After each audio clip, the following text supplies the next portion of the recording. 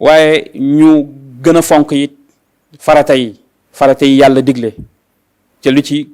gën a li ci ëpp solo mooy julli juróomi ñu koy sàmm wante bu baax a baax di ko joxe ci waxtu yi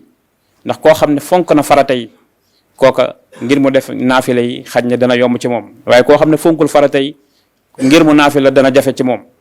te ñu xam ne farata yi mooy li nga xam ne mooy li gën a mën a gaaw a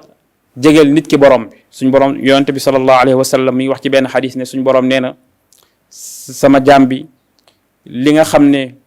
mooy tax mu gën maa jege mooy yi nga xam ne moom laa faratal ci moom bu koor gi ñëwee nag da ngay gis ñu bari naafile yi dañ koy fonk buñ jullee gee dañuy taxaw di naafile nekk ci taraawix yi waaye tisbaar mën nañ koo biddanti mën nañoo biddanti tisbaar nelaw ba tàkkusaan mën nañoo naafile ba guddi ba sori lool ci guddi gi biddanti julli fajar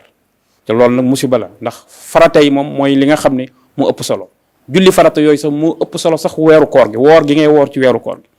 kon julli farata yooyu nañ ko gën a fonk rawatina ci biir koor gi